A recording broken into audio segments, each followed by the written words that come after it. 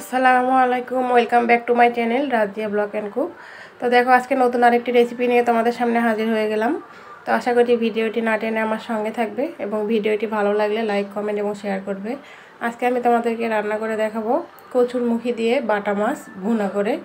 তো অসাধারণ স্বাদে, একবার বাসায় ট্রাই করলে বুঝতে পারবেন এটা কতটা মজাদার আর কতটা লোভনীয়। তো অনেক রকমের মাছ রেসিপি হয়তো আপনারা খেয়েছেন, তো আমি একবার হলেও বলবো যে তোমরা এইভাবে বাসায় ট্রাই করবে।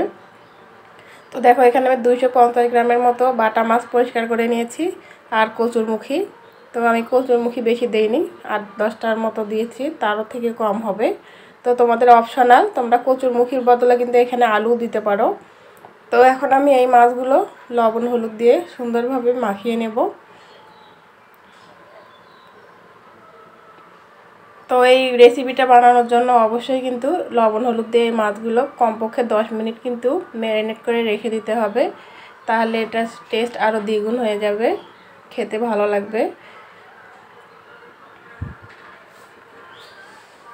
তো দেখো, আমি হাতের সাহায্যে মাছগুলো খুব সুন্দরভাবে ম্যারিনেট করে নিচ্ছি। তো ম্যারিনেট করে নেওয়া হয়েছে, আমি 10 মিনিটের জন্য রেস্টে রেখে দেবো।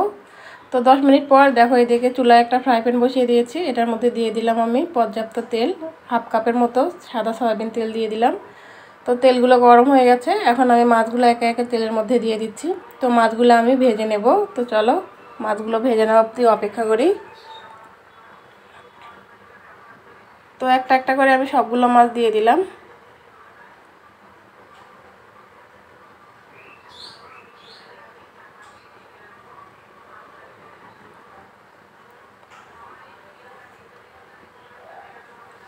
তো দেখো, মাছগুলো এক পিঠ হয়ে গেছে, তো আরেক পিঠ আমি উল্টে দিচ্ছি ভালোভাবে।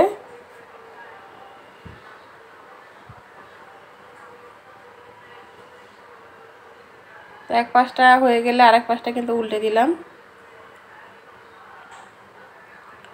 তো বাসায় এক রকমের একঘেয়েমি মাছ মাংস খেতে কিন্তু ভালো লাগে না, তাই অন্য রকম কোনো কিছু করার চেষ্টা। তো হয়তো বা অনেক মাছের ভুনা খেয়েছেন, তো একবার হলেও বাসায় এভাবে ট্রাই করবেন, বাটা মাছ আর কচুরমুখী দিয়ে ভুনা। তো মাছগুলো কথা বলতে বলতে দেখো ভেজে নেওয়া হয়ে গেছে। তো আমি একে একে আমি সবগুলো উঠিয়ে নিচ্ছি।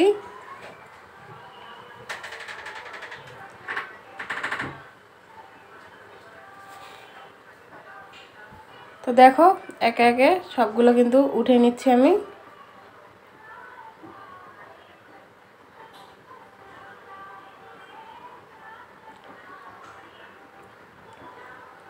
তো দেখো, সবগুলো আমি একটা পিরিচের মধ্যে উঠিয়ে নিয়েছি। তো ওই তেলেই আমি বাকি রান্নাটা কমপ্লিট করব, আর কোনো রকম তেল ব্যবহার করব না। তো এই তেলগুলোর মধ্যে আমি 1/2 কাপ পেঁয়াজ কুচি দিয়ে দিলাম। তো এই পেঁয়াজগুলো নরম হওয়া অবধি, কাঁচা গন্ধ যতক্ষণ না যাবে আমি ভেজে নেব। তো একদম আমি লাল লাল বেরেস্তা করে ভাজবো না।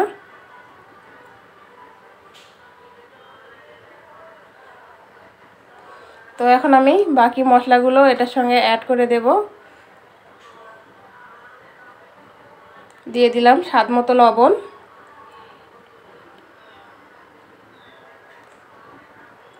হলুদ দিয়ে দিলাম পরিমাণ মতো। তো যেহেতু লবণ হলুদ আগে আমি মেখে নিয়েছিলাম, এই জন্য আমি পরিমাণে এখন কম করে দিলাম, তা নাহলে বেশি হয়ে যাবে। তো কম হয়ে গেলে কিন্তু পরবর্তীতে দেওয়া যায়, কিন্তু বেশি হলে দেওয়ার কোনো উপায় নেই। তো আদা রসুন বাটা একখানে করা ছিল আমার, তো সেগুলো আমি 1/2 চা চামচ করে 1 চা চামচ দিয়ে দিলাম। তো কাঁচা গন্ধ যাওয়া অবধি আমি ভালোভাবে নেড়ে চেড়ে নেব।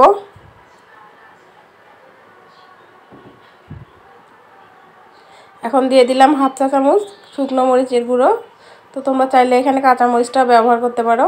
তো শুকনো মরিচটা দিলে কালারটা কিন্তু অসাধারণ আসে। তো মশলাগুলো কষানো হয়ে গেছে, তো এখন আমি দিয়ে দেবো 1/2 কাপ পরিমাণের এখানে পানি। দিয়ে আমি খুব সুন্দরভাবে মশলাটা নেড়ে চেড়ে নেব, ফুটে ওঠা পর্যন্ত অপেক্ষা করব এই ঝোলটা।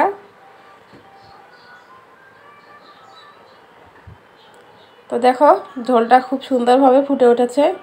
তো আমি এখন একটু নেড়ে চেড়ে নিয়ে এখন কচুরমুখীগুলো দিয়ে দেব। তো যেহেতু কচুরমুখী দিয়ে রান্না হবে, তো কচুরমুখীগুলো কিন্তু একটু সেদ্ধ হবে। তো এগুলো সেদ্ধ হতে যেহেতু বেশি সময় লাগে না, তাই আমি আগে দিয়ে দিলাম। তো এগুলো একটু আমি কষিয়ে নেব আগে। তো দেখো কচুরমুখীগুলো আমি খুব সুন্দরভাবে কষিয়ে নিয়েছি। তো যতক্ষণ না তেল ছেড়ে দেবে ততক্ষণ পর্যন্ত আমি কষিয়ে নেব।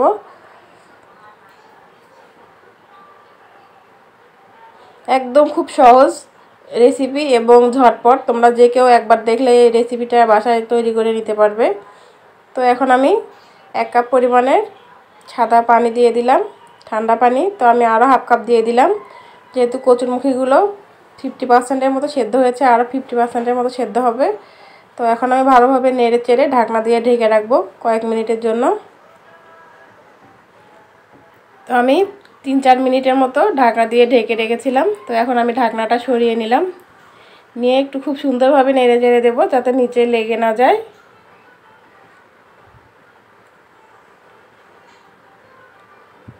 তো এখন আমি দিয়ে দেব মাছগুলো। তাহলে এখন এই মাছগুলো দিয়ে দিলে মাছের মধ্যে ওই মশলাটা খুব সুন্দরভাবে সেট হয়ে যাবে এবং কচুগুলো সেদ্ধ হয়ে যাবে ভালোভাবে। তো এখন আমি আরও 2-3 মিনিট ভালোভাবে রান্না করে নিয়ে মানে ঢাকনা দিয়ে ঢেকে দিয়ে তারপর নামিয়ে নেব। তার আগে দিয়ে দিব একটু টালা জিরের গুঁড়ো।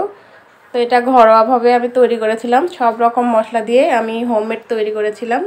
তো সেগুলো দিয়ে দিলাম। তো এখন আমি ঢাকনা দিয়ে ঢেকে দিচ্ছি। তার আগে দেব 2-3টার মতো কাঁচামরিচ ফালি। তো এটা অপশনাল, দিলে স্বাদটা দ্বিগুণ হয়। যে কোনো রান্নার মধ্যে যদি কাঁচামরিচ 2-4টা ফালি করে দেওয়া যায় তাহলে কিন্তু টেস্টটা আরও দ্বিগুণ হয়ে যায়।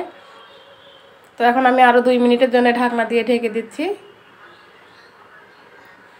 তো 2 মিনিট পর ঢাকনাটা সরিয়ে আমি দিয়ে দেব উপর দিয়ে একটু ধনেপাতা কুচি দিয়ে আমি সুন্দরভাবে দেখো নেড়ে চেড়ে নিলাম। নিয়ে এখন আমি ঢেকে দিচ্ছি। রান্নাটা কিন্তু কমপ্লিট হয়ে গেল বন্ধুরা, আমি এখন নামিয়ে নেব। তো খুব সহজভাবে এবং ঘরোয়া পদ্ধতিতে বাইরের কোনো রকম কেনা মশলা ছাড়াই কিন্তু ঝটপট যে কেউ এভাবে রান্না করে নিতে পারো। তো একঘেয়েমি রান্না আর ভালো লাগে না, তো আমরা চেষ্টা করি নতুন কিছু না কিছু করার। তো আমার এই ভিডিওটি তোমাদের যদি একটু হলেও ভালো লেগে থাকে তাহলে অবশ্যই লাইক, কমেন্ট এবং শেয়ার করে দিও। পাশে থাকা বেল আইকনটি প্রেস করে দিও, তাহলে নতুন কোনো ভিডিও দেওয়ার সঙ্গে সঙ্গে তোমাদের কাছে নোটিফিকেশন চলে যাবে। আর যারা ফেসবুক থেকে দেখছো তারা অবশ্যই পেজটিতে একটা ফলো দিয়ে রাখবে। যারা পুরনো বন্ধু আছো, আমাকে এত দূর আসতে সাপোর্ট করেছো, তাদেরকে জানাই অনেক অনেক ভালোবাসা। আর যারা